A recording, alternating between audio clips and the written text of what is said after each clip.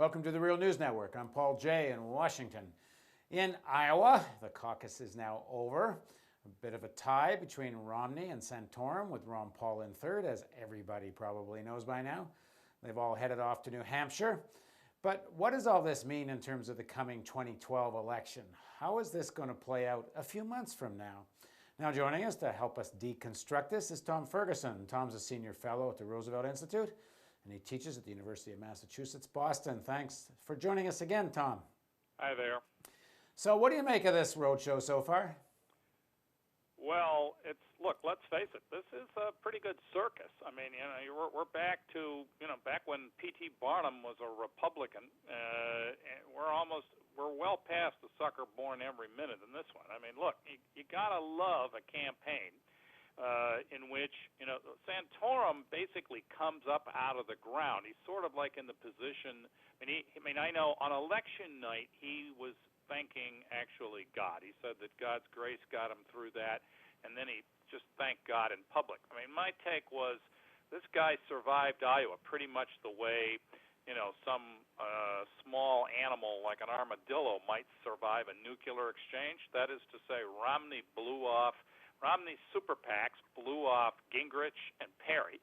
Perry, thinking that his, main rival for second or third was probably going to be Ron Paul, blew Ron Paul off a bit there, and nobody spent any time on Santorum. So, in the last few days, he's the only ultra-conservative left standing, and he collects the endorsement of a bunch of resigned evangelical pastors, and he does, pretty well. I mean, mostly the one thing Right. you notice is that 3/4 of the state Republicans that showed up for the caucus, because it's not a primary, 3/4 of those people didn't vote for Romney. There, okay. Now the question is, what does this all mean? I think it means now he's pretty much, that is to say, Santorum's going to be now in the sights of the super PACs, and he's going to get blasted, and he's pretty vulnerable. He's got, this is a guy who walks around telling everybody he's a coal miner's son, who has in fact become a millionaire since he left the Senate in just 5 or 6 years, actually, basically by associating with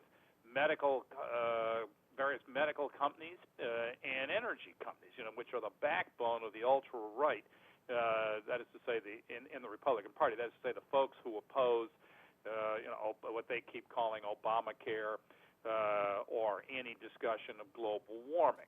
That's where Santorum's coming from. Yeah, let's unpack that a little bit. If you look at who is the big money behind this section of the Republican Party, if you want this section of the American elite that operates through the Republican Party, they need to get a lot of votes who are not all going to be multimillionaires, obviously. A lot of them are going to be middle class, upper middle class people.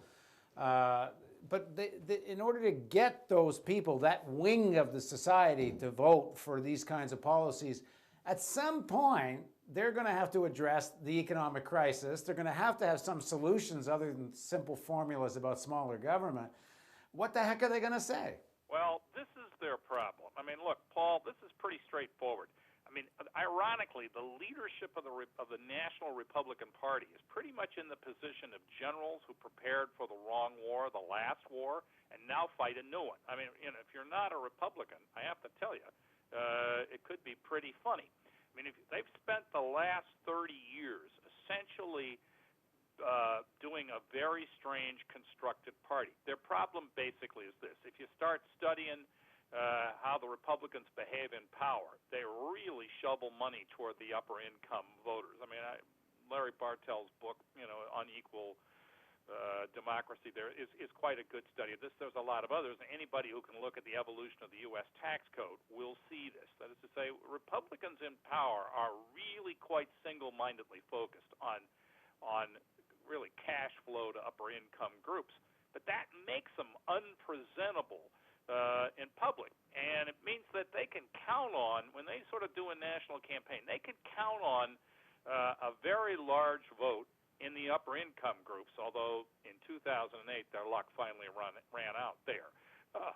And then their problem is, since that's not enough, they've got to find a few other votes. And so basically what they've done for a generation is find anything they could do to sort of splinter middle and lower class voters, though most lower class voters, it's important to note, they are always the most reliable voters for the Democrats, with essentially almost no exceptions there. Anyway, so what the Republican Party does is they get the discussion as fast as they can off economic issues, and they move to, well, you know as well as I do, race, guns, abortion, gays, you name it. And they're even the sort of libertarian streak in the party could even be viewed as a very special case of that kind of cultivation of sort of exotic plants.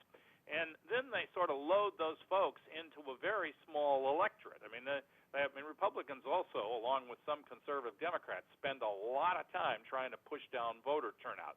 I mean, in recent years, it's been mostly trying to get photo ID legislation across, with which there's a wave of that since Republicans took over the state legislatures in 2010, and then also to try to cut down early voting there. Well, I mean, so when you get to a Republican primary, it's like it's an electorate. It's like a Japanese garden. It's been heavily cultivated for ages, and so they got all cranked up for a whole generation or more, really, since Nixon at least, and under one reading of this, since 1868. They have been trying to change the subject. Then they come into this election where, by all rights, the Obama administration should be an easy target. Its economic record has been awful. The unemployment rate has just been very high. The administration came in with, as we've talked many times, they came in with a very small economic stimulus, one that was half the size of what they needed. They've done nothing about mortgages.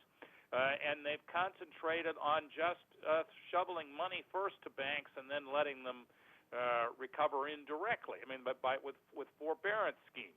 I mean, they've basically concentrated on the banks. They've done almost nothing for traditional Democratic constituencies, or anybody else except the ultra-rich. Right. By all rights, they ought to be losers.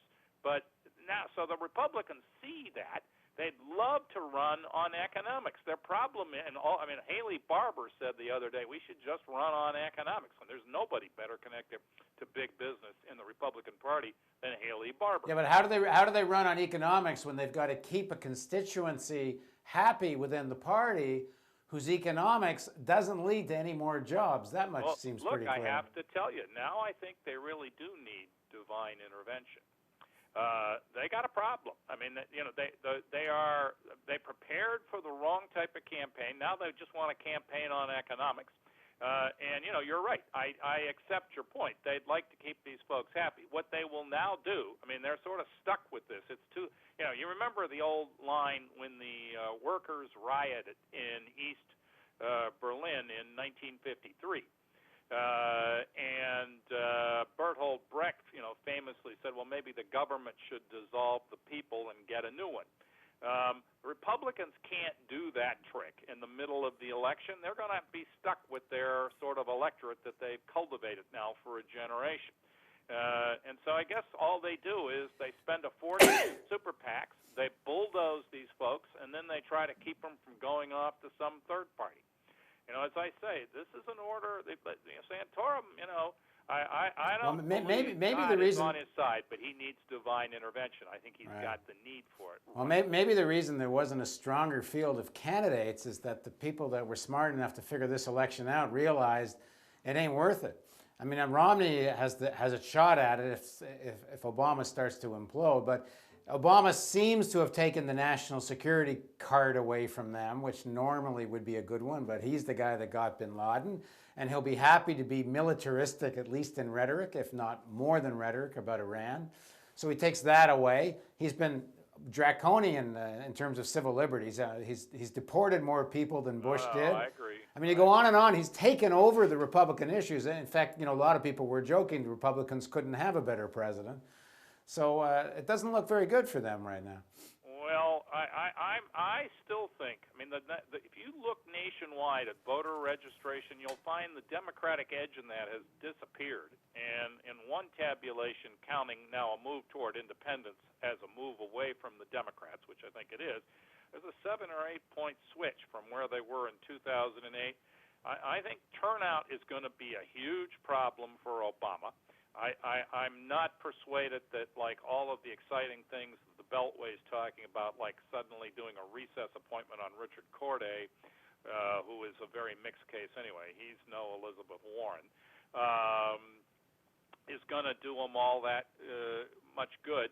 And frankly, I'm among those who think that the recent dip in unemployment is likely to be actually counterbalanced fairly fast. I think it probably will go back up at least once more before the election. Well, maybe this election will be decided by whose people stay home more or less. Look, we're not. You don't have presidential elections with none of the above. But if you did, that would be. I mean, I have never in my life seen an electorate as jaundiced at both parties as they are right now. Thanks for joining us, Tom. Yep. Have a good one. Thank you for joining us on the Real News Network.